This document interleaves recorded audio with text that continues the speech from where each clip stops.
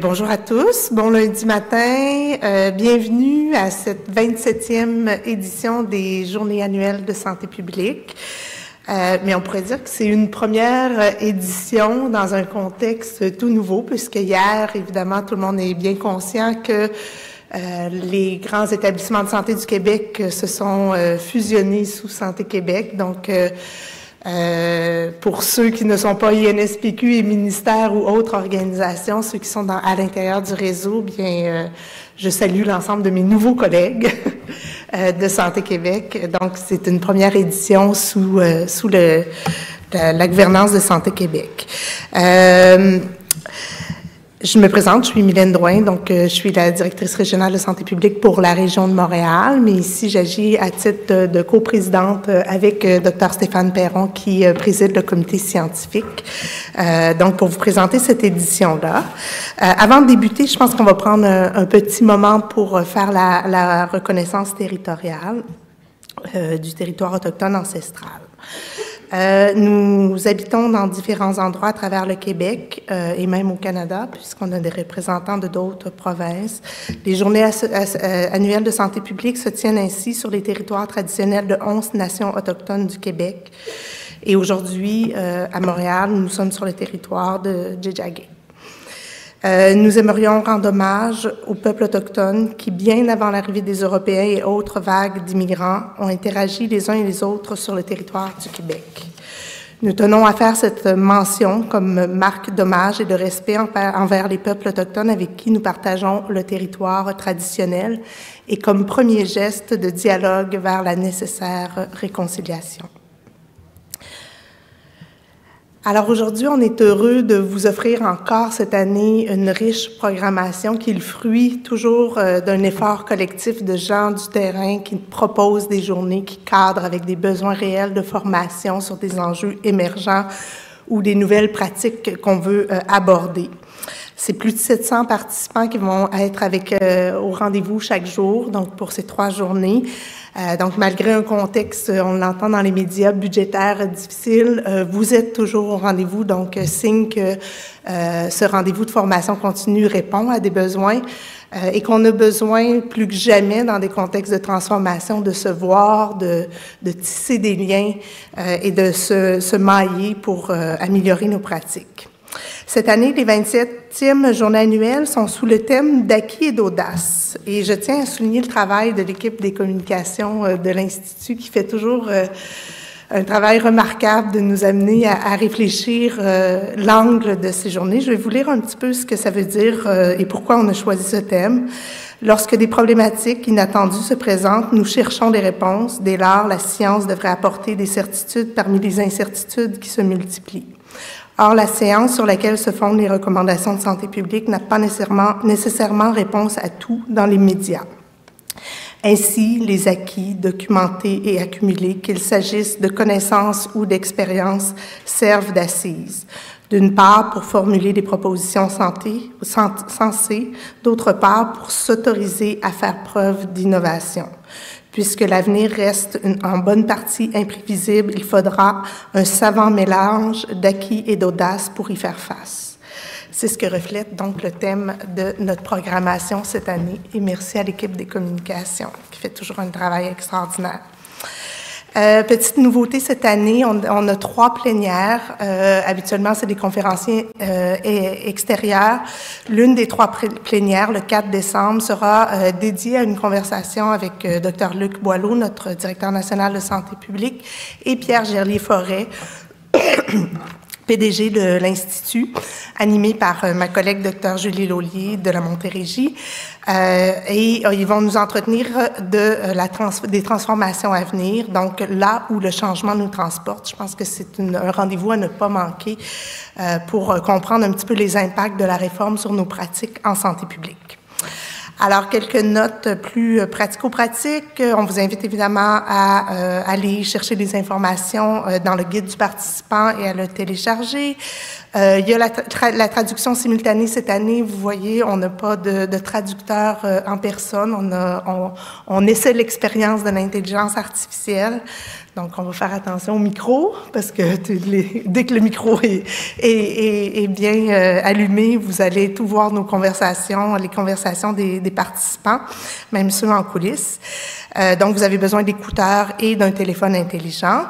N'oubliez pas de passer au comptoir d'accréditation et plusieurs activités en marge, mais je tiens à souligner celle qui aura lieu ce midi. Je sais que le midi, souvent, on veut se réseauter, mais je vous invite évidemment à venir en grand nombre à une conférence midi que j'aurai le plaisir de modérer avec Dr. Teresa Tam, qui est l'administratrice en chef de santé publique de l'Agence de santé publique du Canada et qui lance son rapport annuel 2024 sur la vaccination, donc réaliser l'avenir de la vaccination pour la santé publique.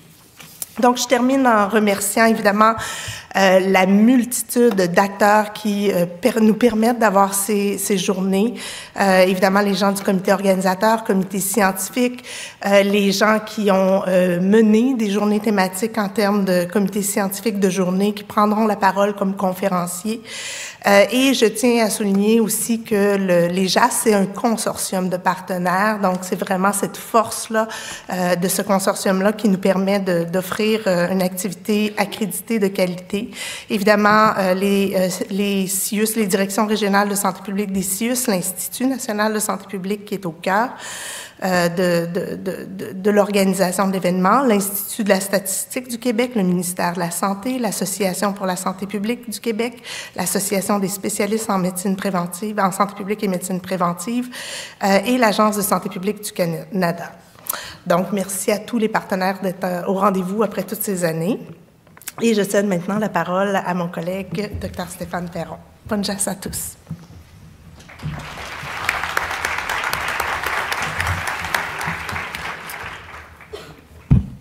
Bonjour tout le monde.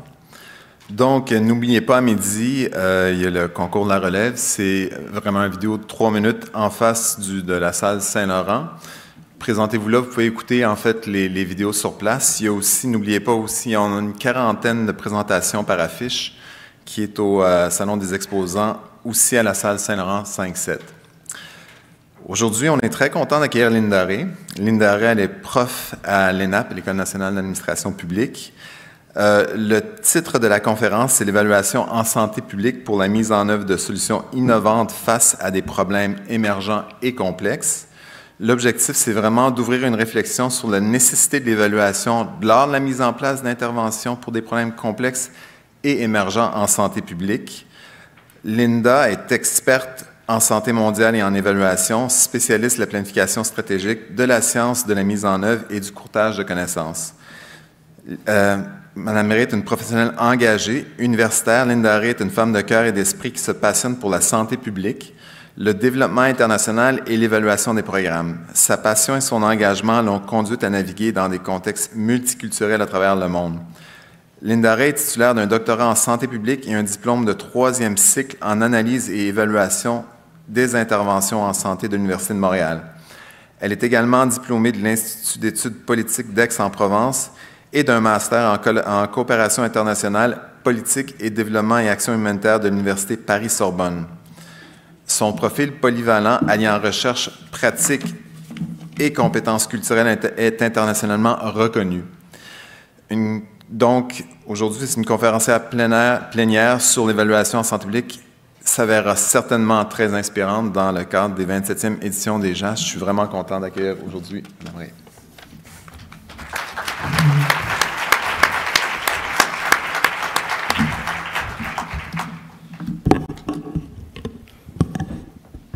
Bonjour tout le monde. Est-ce que vous m'entendez? Oui. Je vais attendre la présentation. Voilà.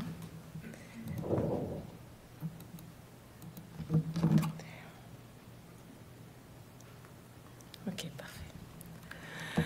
Donc, je suis très heureuse d'être ici, de revenir à Montréal. Je voudrais remercier les organisateurs de cette conférence et surtout, j'apprécie le thème d'acquis et d'audace parce que ça traduit très bien les paradoxes qu'on vit dans le monde actuel.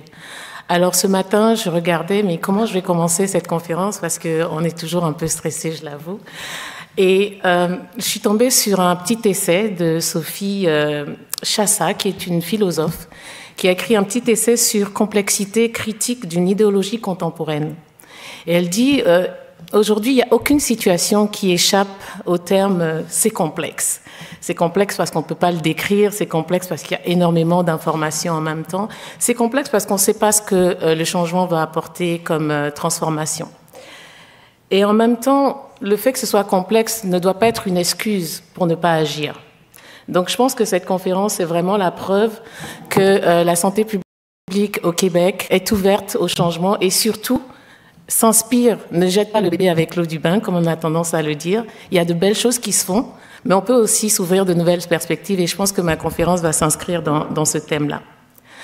La deuxième chose que ce thème a suscité chez moi, c'est le fait que la conférence canadienne sur la santé mondiale en cette année, 2024, avait comme thème « Polycrise et santé mondiale, comment améliorer la santé humaine et l'équité tout en protégeant la planète ». C'est un très gros agenda, mais je pense que c'est un agenda qui va au-delà de la santé mondiale et qui nous concerne tous. Et finalement, le troisième élément, c'est nous avons tous vécu la crise de la Covid, qui a bien évidemment ajouté une source de complexité supplémentaire.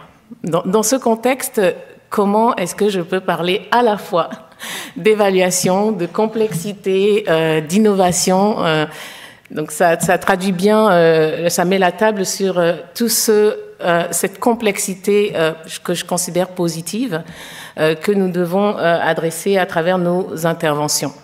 Donc j'aurai 4 points, j'espère que j'aurai le temps de les traverser, et puis je compte sur vous pour me dire si je parle un peu trop. C'est un sujet qui est très passionnant. Donc je vais parler bien sûr de la complexité des enjeux et des interventions en santé publique. Je vais aussi m'intéresser au rôle de l'évaluation et à son importance, surtout dans des contextes actuels. Les solutions innovantes, alors je dis tout de suite, l'innovation, c'est pas toujours faire de nouvelles choses, mais de bien faire ce qu'on est censé faire. Et finalement, quelles sont les perspectives que cela nous amène à faire? Donc, globalement, avant de rentrer dans la complexité des interventions en santé publique, vous êtes tous d'accord avec moi qu'il n'y a pas un jour où on n'ouvre pas les médias, où on ne parle pas de polycrise. Encore un nouveau mot, complexité, polycrise, transformation, il y en a beaucoup. Mais qu'est-ce que ça veut dire effectivement? Nous vivons dans un monde incertain, nous vivons dans un monde où il y a énormément de crises qui sont enchevêtrées. Et j'ai pris 2 citations que je trouvais intéressantes. Donc, ces crises enchevêtrées de manière causale dégradent de manière significative les perspectives de l'humanité. Elles sont interconnectées et génèrent des dommages supérieurs à la somme des impacts qu'elles auraient causés isolément. Donc le terme impact pour une évaluatrice, ça parle. Le deuxième aspect que j'ai trouvé intéressant, c'est de nombreux programmes et politiques sont conçus de manière linéaire. Je ne sais pas si ça vous parle. Pour répondre à des crises isolées, mais finalement, on ne fait que traiter les symptômes. On ne va pas vraiment chercher les causes de ces crises et on ne prend pas forcément le temps d'embrasser cette complexité. Et ce monde de polycrise, la santé publique n'y échappe pas, puisqu'elle est au cœur de ces crises.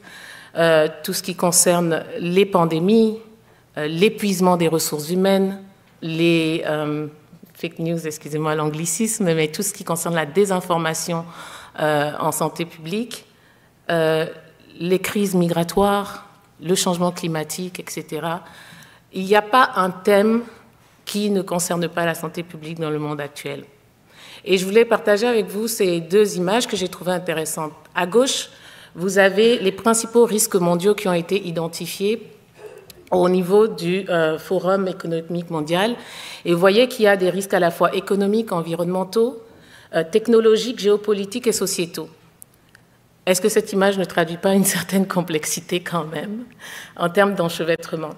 Je ne sais pas si je peux vous le montrer, mais ici, nous avons les maladies chroniques, nous avons la résistance aux antibiotiques, nous avons les pandémies, et tout ça est lié à l'urbanisation anarchique, mais aussi au changement climatique, mais également à la crise alimentaire, aux catastrophes naturelles, bref, tout est lié. Deuxième élément, un rapport d'Horizon Canada qui est sorti, qui met en évidence les 10 perturbations les plus probables à envisager. Et encore une fois, quand vous regardez la liste, je prends au hasard, les gens ne peuvent pas dire ce qui est vrai ou ce qui ne l'est pas. Ça revient à la désinformation. Les gens n'ont pas les moyens de vivre seuls, toute la question de la santé mentale. Et bien sûr, la santé mentale elle-même, elle est traduite ici. Les mesures d'urgence sont débordées. Je vous mets au défi de me dire quelles sont ces perturbations qui ne sont pas concernées par la santé publique. Il n'y en a aucune finalement. Donc tout ça pour dire qu'on ne peut pas parler de complexité, on ne peut pas parler de polycrise si on ne met pas au cœur de nos interventions la santé dans toutes les politiques. Alors, effectivement, face à ce défi, il y a énormément d'interventions, il y a différents types d'interventions. Et pour ceux qui ont fait de l'évaluation, il y a toujours cette différence entre simple, compliqué, complexe. Je vous avoue, on dit souvent ce qui est simple, c'est une recette de cuisine. On a une liste d'ingrédients et puis si on fait la recette correctement, eh ben, c'est une intervention simple. Elle devient compliquée quand on veut envoyer une fusée sur la Lune, mais ça devient complexe lorsqu'il faut élever un enfant. On peut élever un enfant dans une famille, mais on ne sait jamais ce que ça va donner. Alors j'ai fait l'exercice, je me suis demandé, prenons une intervention de santé publique que je connais bien, tout ce qui concerne la vaccination, notamment au niveau international. Et là, je me rends compte que, oui, si on décide de faire une campagne de vaccination dans une école, c'est relativement simple, en considérant que nous ayons les vaccins bien conservés, en considérant que nous ayons les ressources humaines. On est dans un environnement circonscrit et bon, les enfants sont à l'école, donc on les atteint et puis on les vaccine. Mais ça devient compliqué lorsqu'il faut développer une politique de vaccination. Et là, bien évidemment, on implique plusieurs étapes, plusieurs acteurs.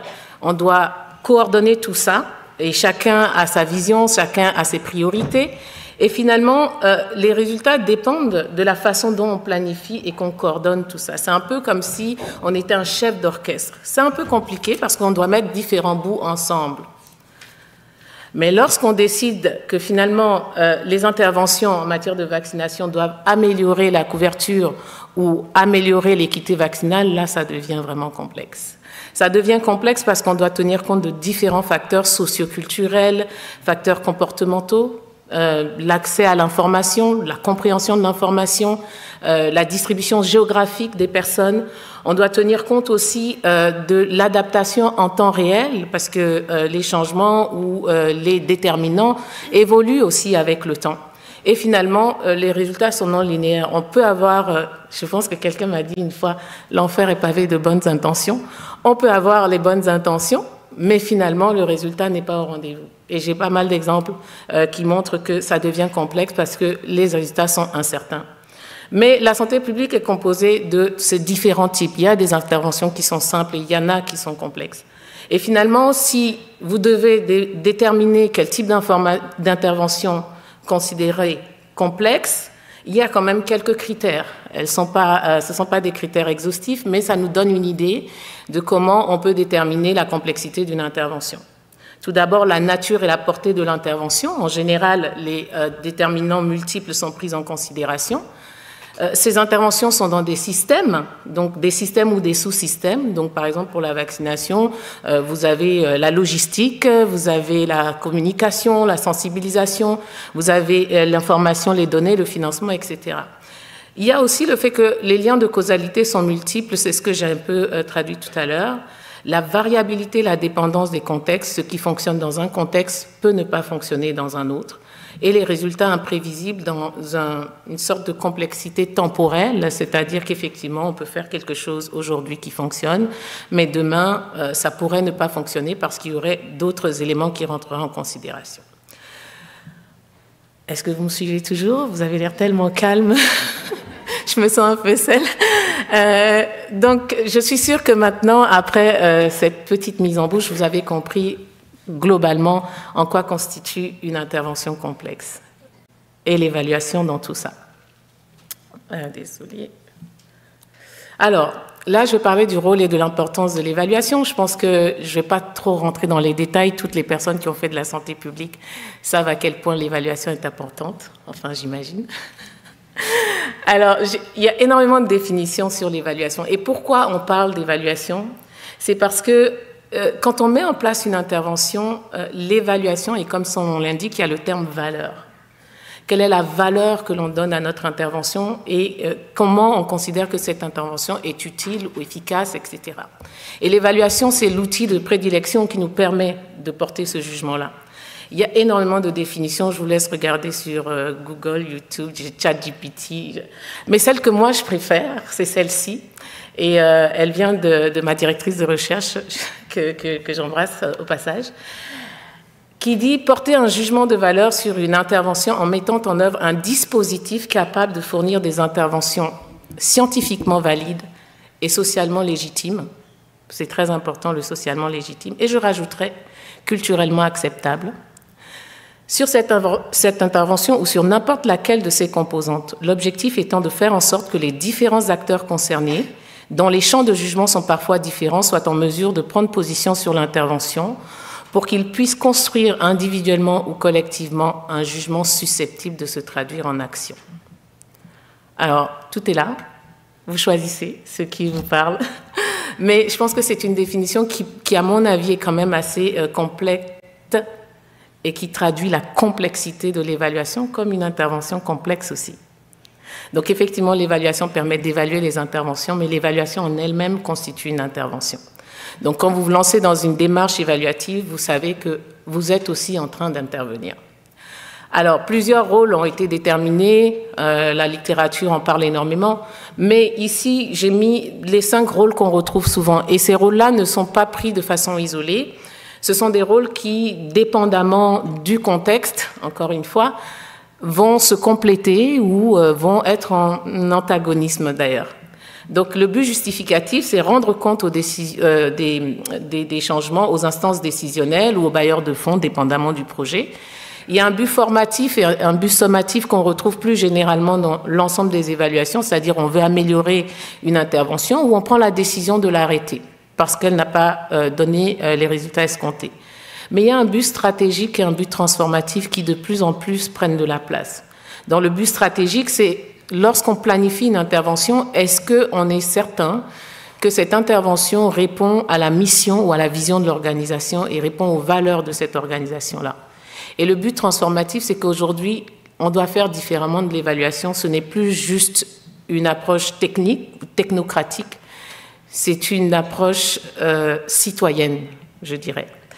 Et donc, ces buts-là, ces rôles-là, nous amènent à différents types d'utilisation. Donc, on peut l'utiliser, l'évaluation, pour améliorer les programmes et les politiques. On parle d'utilisation instrumentale. Mais il y a aussi l'utilisation symbolique, où on utilise l'évaluation pour dire, écoutez, c'est pas de ma faute là si on peut pas continuer à financer certains projets. L'évaluation me dit que ça fonctionne pas. Donc on justifie parfois les décisions à travers l'utilisation de l'évaluation. Pour ce faire, on a différents critères. Donc, je vous ai mis ici les critères de l'OCDE, je pense que vous les connaissez, mais ce qui est intéressant dans ces critères, il y en avait déjà qui existaient il y a une dizaine d'années, mais ces nouveaux critères-là mettent en évidence plusieurs choses. La première, c'est la cohérence. Avant, on avait la pertinence d'une intervention. Mais aujourd'hui, vu la complexité des enjeux, on parle davantage de cohérence. Est-ce que les interventions qu'on met en place dans nos différents systèmes sont cohérents avec ce système-là, sont cohérents avec les stratégies nationales, etc. Nous retrouvons bien sûr l'efficacité, la pertinence, l'efficience, l'impact, mais il y a aussi le critère de viabilité et de durabilité. Les bénéfices de notre intervention sont-elles durables ou jusqu'à quel point les bénéfices de notre intervention contribuent à la protection de l'environnement, par exemple. En dehors de ces critères connus et utilisés partout dans le monde, nous avons aussi des critères dits transversaux. Alors, certaines évaluations vont en prendre en considération, comme l'équité, le genre, l'impact sur l'environnement, ou les critères de non-discrimination, les critères de transparence, les critères d'intersectionnalité. Quand c'est bien fait, ces différents critères sont traduits en indicateurs mesurables et mesurés, mais en général, dans la plupart des rapports que je vois, c'est juste une description globale de oui, l'intervention a permis de réduire l'inéquité dans certains domaines. Et en fait, ces critères-là sont utilisés dans le cycle de développement de l'évaluation. Donc, j'ai mis ici en parallèle le cycle de projet, le cycle de l'évaluation, pour vous montrer que globalement, c'est la même chose. On a une phase de planification, de programmation, de mise en œuvre, d'évaluation, et tout ça, c'est très important d'avoir au cœur de ces actions-là le rôle des acteurs et des parties prenantes qu'on définit et à qui on donne différents niveaux de participation. Et lorsque on développe un projet, sans le savoir, on fait déjà de l'évaluation, parce qu'on a une pensée évaluative derrière. On se dit que en mettant en place cette intervention, on va transformer les choses, on va agir sur certains déterminants. Donc, il ne faut pas voir l'évaluation comme une intervention extérieure au développement d'une intervention, mais comme partie prenante du développement même, du cycle de développement de nos interventions. En gros, voilà comment ça se passe. Après, il y a différents types d'évaluation, différents types de méthodologies, mais est-ce qu'on s'est déjà posé la question de savoir qu'est-ce qui se passe en absence d'évaluation? Quand on n'évalue pas nos projets, qu'est-ce qui se passe? Et c'est drôle, hein, moi j'aime bien les philosophes, je pense que c'est les plus grands scientifiques du monde. Et j'ai trouvé cette citation de Nietzsche qui dit « L'évaluation est une création. C'est seulement par l'évaluation que la valeur existe. » Je trouve ça vraiment bien, j'aurais voulu l'avoir plutôt pour pouvoir l'utiliser davantage. Mais en gros, lorsqu'on n'évalue pas, on a des conséquences qui peuvent être délétères à la société, qui peuvent être délétères économiquement et même à nos organisations. Donc, le manque de compréhension des besoins des populations qu'on souhaite atteindre, si on ne fait pas une bonne évaluation des besoins, on passe à côté. Si on décide de ne pas faire une évaluation coût efficace pour pouvoir choisir les meilleures options, on peut arriver à des gaspillages ou à une sous-utilisation des ressources. Donc, c'est très important d'évaluer parce que l'absence d'évaluation porte préjudice à nos sociétés et à nos organisations. Une fois que j'ai dit tout ça, je pense que maintenant vous avez compris en gros à quoi sert l'évaluation et pourquoi c'est si important d'évaluer, notamment des interventions complexes. Mais aujourd'hui, comment peut-on faire différemment? Comment sortir de cette linéarité? Comment sortir de cette technocratie pour pouvoir faire dialoguer nos chiffres et les personnes, les histoires de ces gens-là et les histoires de transformation? On a pris conscience que les interventions sont complexes et, vous savez, dans la santé publique, mais dans la santé généralement, on a toujours tendance à dire qu'il faut pouvoir démontrer l'attribution de notre intervention, comment cette intervention contribue, comment les résultats de notre intervention est attribué à cette intervention uniquement. Et c'est impossible, en fait, quand on est dans un contexte de complexité, c'est impossible. Et je m'excuse pour les personnes qui croient profondément que l'approche standardisée, comme on dit, standard en matière d'évaluation, qui est de faire de la randomisation, est la meilleure pour attribuer ces résultats-là. Ça peut être utilisé dans certains contextes, je ne le dis pas, mais en termes de complexité, ça ne fonctionne juste pas. Et donc, il faut passer de cette mentalité d'attribution de nos résultats à une intervention à la contribution de nos résultats à une intervention. Si on est d'accord là-dessus, je peux continuer. Ensuite, lorsqu'on parle de complexité, il faut bien évidemment adapter nos approches. Il faut qu'on sorte de ce qu'on a l'habitude de faire pour aller de l'avant. Désolée, je crois que j'ai un problème de pile. OK, très bien. Donc, pour appréhender la complexité, 5 éléments. Je ne vais pas rentrer dans les détails, mais globalement, il faut changer de posture. On est tous d'accord que la complexité, c'est de la contribution, ce n'est pas de l'attribution. On est tous d'accord qu'il faut avoir une pensée systémique tout au long de nos cycles de projet, cette pensée évaluative. Et on est tous d'accord que ça demande une tolérance au risque parce que les résultats sont incertains et qu'on doit pouvoir faire des essais et des erreurs. Il faut prendre en compte la nature complexe de ces interventions et il faut mettre en place un dispositif méthodologique pour pouvoir capturer et documenter ces innovations et accepter la multiplicité des acteurs et donc des perspectives et disséminer les résultats, mais pour la prise de décision. Donc ça, c'est des éléments que je pense qu'on est tous d'accord qu'il faut faire, mais comment le faire, ça c'est une autre affaire.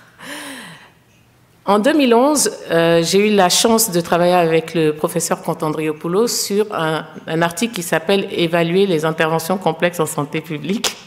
Quel rôle pour les évaluateurs? Et on est en 2024 et je crois que c'est toujours d'actualité. Et on disait déjà à l'époque, la nature complexe, multidimensionnelle et paradoxale d'une intervention nous amène à adopter des approches non conventionnelles, globales, configurationnelles, pour poser un jugement valide sur cette intervention. Donc, c'est pour vous dire que aujourd'hui, plus que jamais, la prise en compte de la complexité dans l'évaluation est intéressante. Il y a plusieurs modèles qui ont été développés dans le cadre de la santé publique et dans le cadre de la performance des systèmes de santé. Peut-être que vous l'avez déjà vu, ce cadre-là, mais ça démontre un peu les différentes configurations dont il faut prendre en considération dans le cadre d'une évaluation du système de santé et de la performance des systèmes de santé.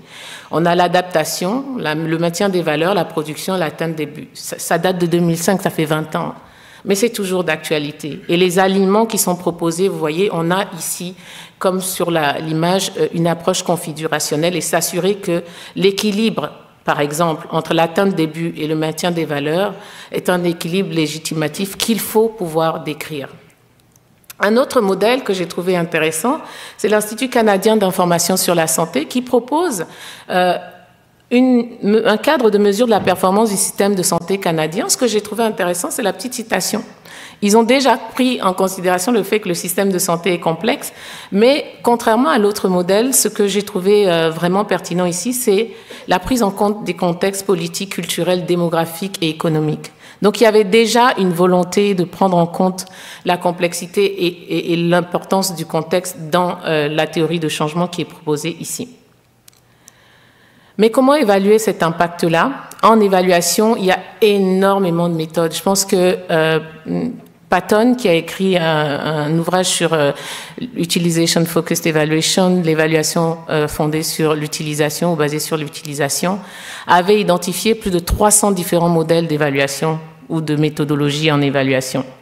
Mais globalement, il y a 4 questions à se poser et ce sont les 4 questions que j'ai empruntées ici d'une organisation qui s'appelle Cadran Conseil. Ils disent, pour pouvoir déterminer le modèle d'évaluation, il faut qu'on détermine ce que l'on veut ressortir ou retirer de cette évaluation. On veut savoir, par exemple, si notre intervention a vraiment fait la différence et dans quelle proportion. Et ça, c'est plus des approches expérimentales, quasi-expérimentales, voire de randomisation. À l'autre extrême, on a « je veux connaître toutes les conséquences désirables ou non de mon intervention ». Au milieu, on a les approches configurationnelles et on a aussi les approches dites réalistes. On veut savoir qu'est-ce qui fonctionne pour qui, dans quelles circonstances. Ce qui est intéressant avec cet outil, c'est que ces différents modèles et ces différentes méthodologies peuvent être combinés en fonction de la complexité de l'intervention que l'on souhaite évaluer. Donc, je vous laisserai regarder les slides qui seront disponibles, mais j'ai trouvé ça très intéressant. Pardon. Et finalement, lorsqu'on sort des approches expérimentales, on a des approches évaluatives émergentes qui sont très intéressantes. L'évaluation réaliste, qui essaie de voir comment les mécanismes de changement interviennent dans différents contextes. On a l'analyse de la contribution, qui est une approche basée sur la théorie. On a la science de la mise en œuvre, que je trouve très intéressante, très passionnante, parce qu'elle permet de mettre en évidence quels sont les facteurs qui permettent à une intervention d'être fidèle à sa conception, d'être faisable et de pouvoir vraiment atteindre ses objectifs. On a aussi la cartographie des incidences. Donc, toutes ces approches sont des approches émergentes.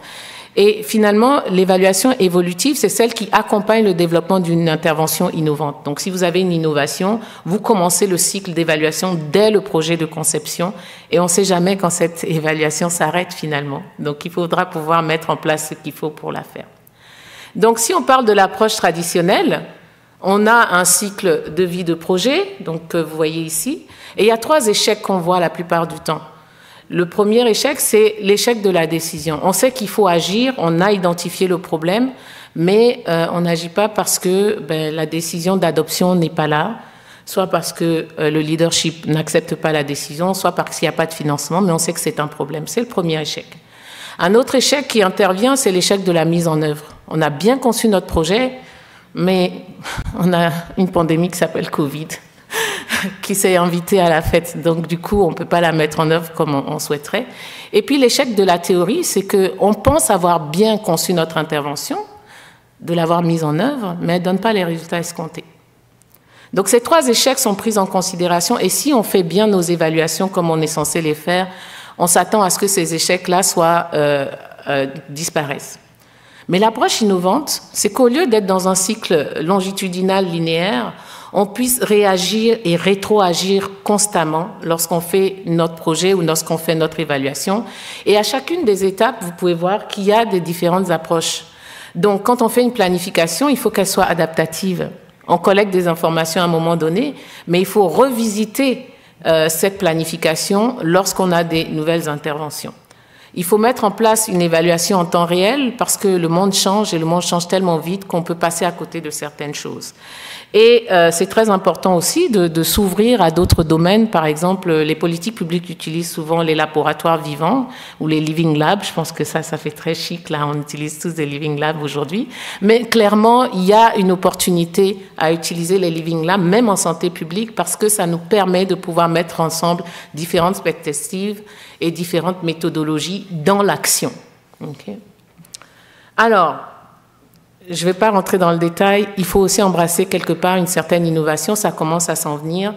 Tout ce qui est l'IA générative, la réalité virtuelle, par exemple, dans certains pays, il y a des projets en cours pour voir dans quelle mesure les personnes qui ont un enjeu, par exemple, de santé mentale, est-ce que grâce à la réalité virtuelle immersive, puissent mieux gérer cet enjeu-là. Donc, il y a quand même de nouvelles publications sur différents outils technologiques dans le domaine de la santé. Je pourrais partager avec vous des références si vous êtes intéressés.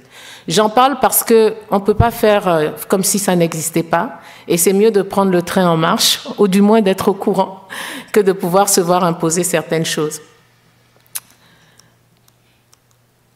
Désolée. OK. Donc, en gros, ce qu'il faut retenir de cette partie, l'évaluation est importante. Sans évaluation, on porte plus atteinte à la société, aux individus, aux communautés que lorsqu'on n'en fait pas. Mais pour le faire bien et pour le faire en tenant compte de la complexité, il faut être dans l'adaptation, la réactivité, la proactivité et dans l'innovation. Je vais finir la dernière partie. Vous êtes toujours avec moi? Vous avez l'air tellement calme. C'est la dernière partie, accrochez-vous, on va y arriver. La dernière partie, en général, c'est celle qui nous permet de rêver, parce que c'est important de rêver quand on est évaluateur. Ce n'est pas juste des indicateurs, des chiffres, des schémas, etc. Alors, rêvons un peu plus. J'ai encore une autre citation ici, peut-être qu'elle va vous parler. Au début, les gens refusent de croire qu'une chose étrange et nouvelle puisse être faite. Puis, ils commencent à espérer que cela peut être fait. Puis il voit que cela peut effectivement être fait. Puis cela est fait. Et tout le monde se demande, mais pourquoi on n'a pas fait ça depuis des siècles? Vous vous reconnaissez, j'imagine. Bon, moi aussi. C'est une écrivaine, ça s'appelle Le Jardin secret. Mais j'ai trouvé que ça parlait très bien à ce qu'on est en train de discuter actuellement. Donc en termes de perspective, premièrement, la santé publique doit dépasser les frontières. Donc, quand on veut embrasser la complexité, il faut embrasser le monde dans lequel on vit. Et le monde dans lequel on vit ne peut plus se résumer à notre quartier, à notre pays, à notre province. Mais il faut qu'on regarde au-delà parce qu'il y a énormément de choses qui se passent au-delà de nos frontières qui peuvent être intéressantes pour nous. Et il y a énormément de choses qui se font au Québec qui peuvent bénéficier au monde entier. J'en suis l'exemple. Moi, j'ai été formée au Québec et je suis très fière de représenter le Québec à l'international parce que j'ai appris énormément de choses en santé publique. Deuxièmement, vous avez certainement vu qu'il y a de nouvelles définitions. Okay? Santé publique, santé mondiale, approche une seule santé. Je pense qu'il y a une conférence bientôt. Et puis, il y a la santé planétaire. Je pense qu'après la santé planétaire, on va quand même s'arrêter. Peut-être qu'il y a la santé universelle. Ah, elle existe aussi. Mais tout ça pour vous dire que dans tous les cas, quelle que soit la définition que l'on prend, on retrouve certains éléments. Améliorer, promouvoir, restaurer, protéger, toutes les questions transnationales, les questions d'équité, les questions de dignité, les questions des écosystèmes, c'est même le cœur de la complexité. La santé des humains ne peut pas être détachée de la santé animale et encore moins de la santé des écosystèmes. Et c'est très intéressant parce que je discutais avec un collègue il n'y a pas longtemps qui me dit « Ah, je me souviens, il y a un monsieur qui a été attaqué par un champignon qui d'habitude ne concerne que les plantes. » Et on s'est posé la question de savoir « Mais comment ça se fait qu'un champignon qui n'attaque que les plantes touche un être humain, sans passer par les animaux? Eh bien, en fait, c'est parce que son immunité était tellement faible qu'il a été touché. Donc, on ne peut pas intervenir sans prendre en compte ces éléments aujourd'hui. Et l'approche Une seule santé est un exemple. Donc, il faut vraiment que, lorsqu'on intervient, on puisse réfléchir à quels sont les éléments de cette santé, qu'elle soit publique, mondiale, planétaire, je peux prendre en considération, non seulement dans le développement de mon intervention, mais dans son évaluation. Et donc, je vais finir avec quelques idées comme ça, mais vous pouvez, sentez-vous bien à l'aise à les compléter. Il faut qu'on sorte du statu quo, et sortir du statu quo, c'est vraiment l'avenir de l'évaluation, c'est embrasser la complexité. Mais pour ça, il faut qu'on encourage la volonté politique et le positionnement stratégique de nos organisations. Une organisation qui ne valorise pas l'évaluation, oubliez, ça ne va pas se faire. Donc, je ne sais pas, mais vous pouvez jouer les diplomates ou les avocats de l'évaluation, c'est très important. Et ce genre de conférence en est la preuve, parce que le choix des thématiques que vous faites a un impact aussi sur les décisions organisationnelles. Il faut sortir de la mentalité projet-programme pour embrasser cette pensée systémique et complexe. Et c'est très riche. Vous imaginez, vous ennuyez jamais. Il y a toujours quelque chose de nouveau à apprendre. Donc, il y a quand même de bons côtés à apprendre de la complexité et à adopter la complexité. Et donc, favoriser tout ce qui est rétroaction, itération, apprentissage. Il faut trouver un équilibre entre les promesses de la technologie et l'importance du facteur humain. Oui, ChatGPT, c'est bien, mais il faut bien quelqu'un pour lui dire quoi faire. Donc, à mon avis, on a un peu encore du travail et du boulot devant nous, malgré ces nouvelles technologies. Et il est très important, à un moment donné, quand on dit « Ah oui, l'équité, c'est important pour moi, je veux valoriser l'équité », mais ça veut dire aussi qu'il faut accepter qu'il y ait différentes interventions qui fonctionnent pour différentes personnes à différents moments. Et ça, on ne peut pas faire une approche standardisée pour tout le monde, donc il faut penser à différencier ces éléments en fonction des différentes populations. Exemple concret, on dit que le vaccin VPH, c'est très bien pour tout le monde, surtout pour les filles, les jeunes filles, pour réduire le cancer du col de l'utérus. Mais vous savez que dans certains pays, il suffit qu'une seule personne, un leader religieux ou traditionnel, dise « Ben oui, mais pourquoi seulement les filles ? Est-ce qu'on veut empêcher nos femmes d'accoucher ou d'avoir des enfants ou de procréer ?» Et donc on se dit « Ben non, la science dit que oui, mais la science, c'est pas le seul savoir. » Et la science doit aussi faire preuve d'humilité et d'écouter les savoirs culturels, voire indigènes, et pouvoir arriver à un dialogue. Et finalement, on a dû décider d'ouvrir cette vaccination, pas seulement aux filles, mais aussi aux garçons. Ça a des implications financières, mais un tien vaut mieux que deux tu l'auras. Et je dirais, au-delà des méthodes de recherche classiques, valorisons les processus d'apprentissage, documentons les innovations, partageons. Partageons parce que c'est là où on va faire la différence. Et on ne peut pas y arriver tout seul, c'est ensemble qu'on va y arriver. Et j'aime bien le terme impact collectif, ça fait chic, mais c'est quand même chouette d'avoir un impact collectif et d'avoir des responsabilités partagées. Quelques ressources intéressantes que je vous laisse. Il y a au Québec des chaires de recherche qui s'intéressent à ça. Donc, ma collègue Lara Maillet en a une justement qui s'intéresse à tout ce qui est complexité dans la santé. Mais aussi, j'ai vu à l'Université de Montréal, il y a un centre de recherche interdisciplinaire sur la justice intersectionnelle, la décolonisation et l'équité. C'est intéressant de sortir un peu de nos espaces de santé publique très confort, mais d'aller voir aussi ailleurs ce qui se passe. Donc, quelques idées intéressantes là-dessus, et surtout tout ce qui est culturellement acceptable, je l'ai dit tout à l'heure, ça fait toute la différence dans l'impact de votre intervention. Je vous remercie pour votre attention, et j'ai vraiment eu beaucoup de plaisir à vous parler d'évaluation. Alors, avant de vous laisser partir, j'espère qu'en sortant de cette salle, vous allez vous faire les avocats de l'évaluation de la complexité. Et surtout, en tant qu'évaluateur ou planificateur, vous êtes désormais les ambassadeurs de la transformation des sociétés. Donc, je vous souhaite bonne chance et à très bientôt.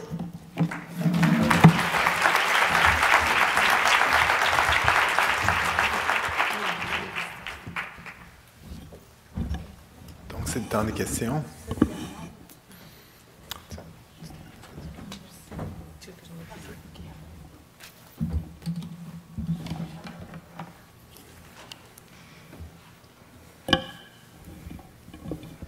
Bonjour, merci, très intéressant comme conférence. Mon nom, c'est Pierre Maurice, je travaille à l'Institut national de la santé publique depuis belle lurette. J'avais une question.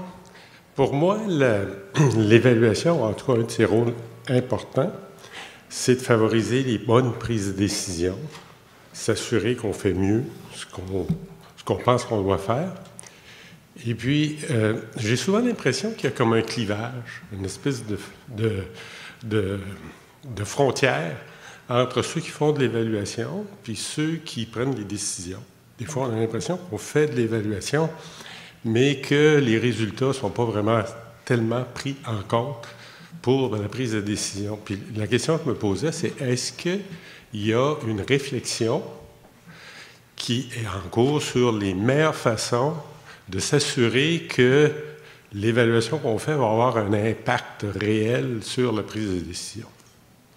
Question difficile, probablement. Est-ce que je fais réponse? D'accord. Je pense que c'est une excellente question, mais très complexe. Mais globalement, ce que je peux dire, effectivement, je ne sais pas, pour ceux qui ont fait un peu de sciences politiques, il y a cet ouvrage qu'on appelait « Le savant et le politique ».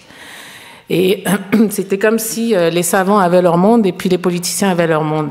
Mais dans un monde de complexité et de dialogue, on ne peut plus faire que de l'évaluation et ne pas s'assurer de l'utilisation de notre intervention. Et donc, on ne peut plus faire comme si le processus de développement des politiques publiques ne nous concernait pas.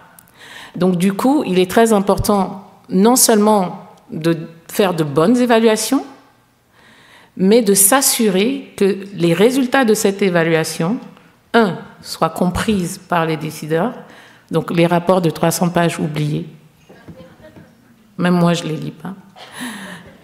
Il faut que ce soit très clairement présenté. Par exemple, je m'excuse de l'anglicisme, mais les policy briefs, ou les petits documents pour permettre aux décideurs d'être au courant, c'était quoi le contexte, c'était quoi la méthodologie, c'est quoi les principaux résultats, et ne pas oublier, pas des recommandations, mais les implications en termes de décision politique. Quelles sont les options que vous proposez et quelles sont les conséquences de ces options? C'est une façon de faire. Deuxième façon de faire, c'est il faut comprendre comment fonctionne l'arène politique, c'est-à-dire où se prennent les décisions et où se débattent les décisions. Donc l'évaluation doit aussi être partagée, pas juste aux décideurs, mais aux parlementaires, aux organismes de la société civile, à toutes ces personnes qui constituent la société et qui influencent l'espace démocratique.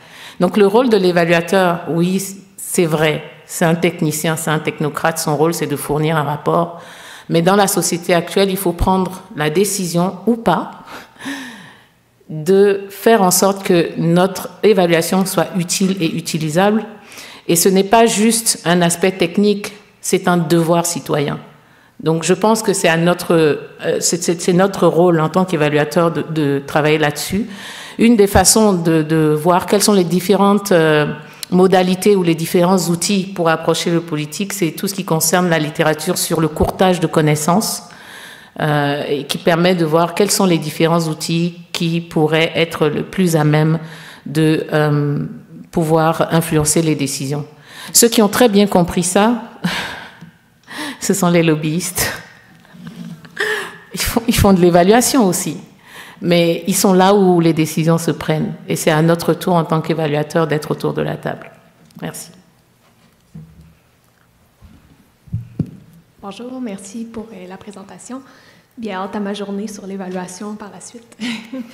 Stéphanie Lantier-Bonté, je suis à la direction de santé publique de l'Estrie, mais aussi professeure. Donc, des fois, ça donne des opportunités. Bon, justement, il y a plein de demandes de Living Lab là, en cours. On a hâte de voir s'ils vont être acceptés. Dans les approches innovantes, je me demandais, c'est quoi la part de ressources qu'on devrait prévoir à mettre en évaluation versus en implantation, en mise en œuvre, à faire notre santé publique. Donc, merci. J'aime bien cette question, c'est très pratico-pratique. Au-delà de la théorie, comment ça fonctionne? Alors, la littérature nous dit que c'est important de prévoir un budget pour faire de l'évaluation. Pendant longtemps, quand on regardait ce qui se faisait dans les programmes, on avait peut-être 1 à 2%. C'est déjà bien, parce qu'au moins il y a quelque chose. Mais aujourd'hui, dans les organisations que je connais qui ont décidé de faire de l'évaluation un outil stratégique, le pourcentage d'un projet associé à des activités pas seulement évaluatives, mais de suivi, de monitorage, d'apprentissage, de revue de programme, de collecte de données, etc., c'est entre 5 et 10%. Donc si vous avez un projet, disons, de 100 000, ce serait bien qu'au minimum, vous ayez un 10 000 associé juste à ces activités-là. Si vous pouvez faire plus, c'est encore mieux. Mais il est très difficile parfois lorsque vous avez des planificateurs ou des gestionnaires de projets qui vont vous dire « Oui, mais on n'a déjà pas assez d'argent pour la mise en œuvre, tu sais, on ne va pas commencer à mettre de l'argent dans l'évaluation, là, tu sais. C'est gentil, là, mais ça ne marche pas. » Seulement que l'évaluation est aussi une intervention. Donc, c'est très simple. L'évaluation, ce n'est pas quelque chose à part. Ça doit être intégré au développement d'un projet. Ça doit être partie prenante et sa réactivité, la réactivité des informations doit nous permettre d'améliorer ces projets-là. Donc, il y a moyen de s'entendre. À mon avis, un bon évaluateur doit être un bon gestionnaire de projet. Et donc, c'est le travail entre les deux professionnels qui vont faire la différence. Merci. Merci beaucoup. Une petite question en plus qui va dans la même veine et merci beaucoup pour la présentation. Je trouvais ça très intéressant. Nous sommes à voir dans le futur, peut-être rapproché, un nouveau programme national de santé publique et j'essaie de réfléchir dans mon côté comment faire de l'évaluation une activité, pas nécessairement comme un budget séparé ou un budget de plus, comment financer ça. Puis j'essaie de songer, est-ce que ça serait, selon vous, une bonne idée de voir comment on décentralise l'évaluation? C'est-à-dire que si quelqu'un a un dossier particulier, mettons, il s'occupe de l'allaitement, comme dans une petite direction de santé publique, puis ils connaissent tous les partenaires, ils connaissent toutes les interventions. Puis là, ils vont faire la planif sur la base des données existantes, qui concordent aux objectifs et activités prescrites dans le part précédent. Donc, on regarde les données, on fait la planif, on prend des décisions, on fait des objectifs pour le nouveau part. Puis, en parallèle, en même temps, on peut faire des indicateurs basés sur un modèle logique que la personne aurait pu faire parce qu'ils connaissent tout le dossier de top to bottom. Puis ça, là, ça devient le professionnel eux-mêmes qui est capable de faire l'évaluation, auto-alimenter leur propre évaluation, puis monter leur argument étoffé sur la base d'observations quali, des données quanti, tout en haut aux gestionnaires qui vont monter ça pour que la prise de décision stratégique soit du bottom-up et du top-down. Puis c'est un rêve que j'ai peut-être, mais je voulais voir comment vous voyez cette idée-là. Et comme ça, on n'a pas besoin d'une équipe d'évaluation. Ça serait chaque personne qui connaît le mieux le dossier qui le fait. Je pensais que ça existait déjà. Je m'excuse. OK. Mais en gros, c'est ce qui se fait. Quand vous allez sur le terrain, les gens ont une pensée évaluative. Même les collègues de données qui font, c'est déjà de l'évaluation. Oui. En général, on dit qu'il y a différents types d'évaluation. Il y a l'auto-évaluation, il y a une évaluation interne, il y a une évaluation externe qui, en général, est indépendante. Mais ça, c'est ce que nous dit la littérature. Mais dans la vraie vie, on évalue tous, quelque part. La différence, c'est est-ce qu'on met en place des processus institutionnalisés pour le faire? Par exemple, est-ce que chaque processus de planification s'assure de collecter une diversité de données et triangule les données pour arriver à une sorte de compréhension? Est-ce que le processus de planification, c'est juste moi, mes collègues dans mon bureau, je remplis un cadre logique rigide et puis je dis bon voilà, ou est-ce que je crée des dialogues avec les acteurs communautaires, avec les acteurs d'autres secteurs pour pouvoir apporter d'autres perspectives? Donc ça, c'est quelque chose qui peut se créer. On n'est pas obligé d'aller chercher forcément un consultant. On fait des revues internes de programmes, donc ça peut fonctionner. C'est censé fonctionner comme ça. Je pense que c'est même plus facile. Je trouve intéressant le terme aussi, vous avez dit, est-ce qu'on peut avoir des approches décentralisées dans un processus de centralisation? Je ne sais pas. pouvez répondre à la question, mais on doit pouvoir trouver un équilibre entre ce qui se fait au niveau décentralisé, que ça puisse nourrir les stratégies au niveau, je veux dire, central ou au niveau plus haut de la pyramide de gouvernance, mais l'inverse aussi est importante. Comment on traduit des objectifs globaux dans des contextes qui sont différenciés. Oui. Par exemple, on ne peut pas apporter la vaccination dans des communautés qui sont résistantes à la vaccination de la même façon qu'on va apporter la vaccination dans des communautés qui sont ouvertes et sont convaincues. Donc cette réflexion de la différenciation des interventions est très importante.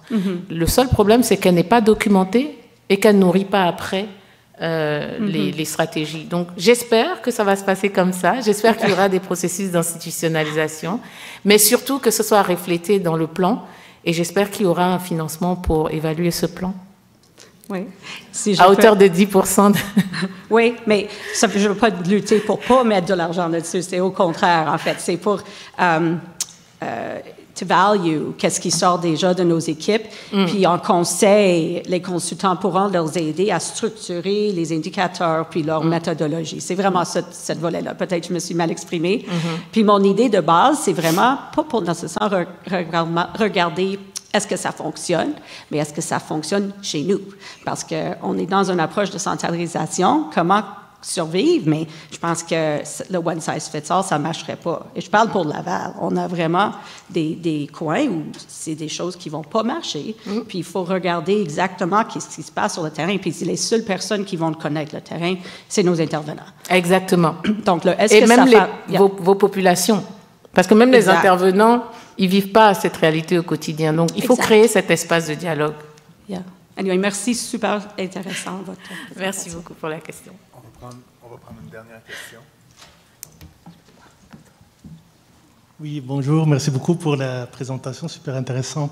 J'ai deux questions rapides. Nous, à El Kébir Gandour, je suis de la direction de santé publique de Chaudière-Appalaches. On a mis en place un plan d'évaluation pour toute la direction. On essaie d'amener la notion d'évaluation dans tous nos projets, mais dans une perspective d'amélioration continue de la qualité. Donc, j'aimerais bien vous entendre dans comment on pourrait faire ce mariage-là. Et aussi, j'aimerais bien... on préconise plus l'approche développementale de Pattern pour nos évaluations. Donc, on est conscient de la complexité de ce qu'on met en place. On aime aussi bien les programmes, mais aussi les interventions. Vous imaginez la complexité d'intervenir auprès des personnes vulnérables avec des multiples vulnérabilités. Et donc, j'aimerais bien... Est-ce que l'approche innovante que vous présentez là elle se rapproche de l'approche développementale ou c'est différent? Et une troisième question pour voir ça dans une seule ligne. Vous parlez d'approche innovante et donc j'aimerais bien vous entendre sur le transfert de connaissances. Vous avez parlé de rapports beaucoup plus courts. On est dans les 3 pages. Maintenant, c'est ce qu'on préconise tout le temps. Et les policy briefs, mais est-ce qu'il y a d'autres façons de le faire pour amener à avoir des changements beaucoup plus rapides dans nos cycles d'amélioration qu'on aimerait mettre en place? Merci. C'est 3 questions. Je vais essayer d'être brève. Première question, on est en train de mettre en place un plan d'évaluation. Est-ce qu'on peut intégrer ça? On peut intégrer l'amélioration continue de la qualité. C'est un grand oui. Okay? Comme je dis, si vous considérez que tout ce que vous faites au quotidien, les routines de vos pratiques professionnelles sont nourries par une pensée évaluative, c'est-à-dire, est-ce que vous vous posez les bonnes questions? Est-ce que vous collectez les bonnes informations? Et est-ce que vous prenez la décision, pas parfaite, mais suffisamment informée pour avancer? Donc, pour moi, si vous faites ça, vous faites déjà de l'évaluation. Et c'est de l'évaluation, on peut l'appeler comme on veut, développementale, évolutive, en continu. Quand j'ai fait ma thèse, je parlais d'évaluation développementale. Quelques années plus tard, on parle d'évaluation évolutive. Mais c'est la même chose. L'idée, c'est vraiment d'intégrer des approches de rétroaction, d'itération entre les données et l'action. okay, pour pouvoir transformer les choses en temps réel. Et en temps réel, vous savez, c'est pas un terme au hasard comme la complexité, comme les transformations. Ça veut vraiment dire en temps réel. Et vous savez, pendant la COVID, on pensait que c'était pas possible. Mais on a eu des informations en temps réel. Il y avait des cadres, des tableaux de bord où les informations, le nombre de cas, le nombre d'incidences, où est-ce que ça se passait, on avait ces informations en temps réel. Mais pourquoi on ne pourrait pas les utiliser pour nos interventions, entre guillemets, de routine? Pourquoi on ne pourrait pas apprendre de ça? C'est des choses aussi il faut s'ouvrir à ça et puis pouvoir informer ces éléments de mise en œuvre en temps réel. Donc, c'est un grand oui pour le premier. Le deuxième, oui, c'est une approche innovante. Mais encore une fois, quand je dis l'innovation, ce n'est pas de recréer la roue, c'est de bien faire ce qu'on est censé faire et de le faire correctement au bon moment. Donc, il y a la notion de la temporalité, la notion de la rigueur et de la réactivité par rapport aux informations et par rapport aux problèmes que vous rencontrez. Transfert de connaissances, j'ai parlé du courtage de connaissances. C'est vrai que le terme de transfert, c'est bien. Mais certains vont vous dire, oui, mais transfert, c'est-à-dire, moi, j'ai la connaissance, puis toi, tu l'as pas, puis je te la transfère. D'autres vont dire, oui, moi, je suis plus dans l'échange de connaissances ou le partage de connaissances. Peu importe, l'idée, c'est de pouvoir avoir ce dialogue entre différents types de connaissances. Et pour ça, je pense que beaucoup d'entre vous avez certainement fait des formations sur les biais cognitifs. Il y a quelque chose qu'on appelle la dissonance cognitive. En gros, vous avez un schéma mental, vous répétez toujours les mêmes choses et vous finissez par vous persuader que cette chose-là, c'est la meilleure chose à faire. Mais lorsque vous êtes conscient de ça et que vous allez rencontrer d'autres personnes qui vous apportent d'autres approches, vous êtes plus ouvert à l'écoute et vous êtes plus ouvert à reconsidérer. Ça ne veut pas dire que vous allez changer d'avis, mais au moins vous vous dites, peut-être que je pourrais voir les choses différemment. Juste ça, c'est déjà une transformation. Et ensuite, quels sont les outils? J'ai parlé des policy briefs ou des notes de politique. Vous avez aussi des approches où il y a les résultats d'évaluation qui sont filmés. Il y a des agences qui font ça. Ils font des petites capsules vidéo pour démontrer les résultats de l'évaluation. Donc, c'est facile à regarder. Je suis sûre que si vous tapez sur le petit carré rouge avec le triangle, vous allez pouvoir trouver des exemples. Mais vous avez aussi différentes approches, c'est-à-dire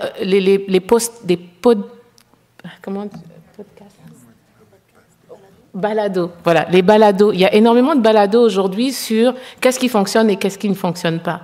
Et puis moi, j'aime bien aussi, je pense qu'on perd un peu ce goût de la lecture, mais je suis tombée sur des ouvrages, il y a un ouvrage qui est en anglais, mais qui s'appelle « Résolu ». Et dans cet ouvrage, l'auteur présente des cas de réussite de transformation sociale. Donc, à travers la lecture aussi, vous pouvez faire un petit blog et le partager. Le seul truc, c'est qu'on ne partage pas suffisamment. Donc, il faut avoir une information qui soit adaptée à notre cible, une information agréable à digérer. Il faut enlever les jargons. J'avoue, j'ai eu un peu de mal pour ma présentation pour essayer de rendre ça moins jargonneux, mais j'espère que j'ai un peu réussi. Mais histoire de dire, il faut pouvoir parler pas seulement à la tête des gens, mais aussi à leur cœur pour que les transformations se fassent. Merci.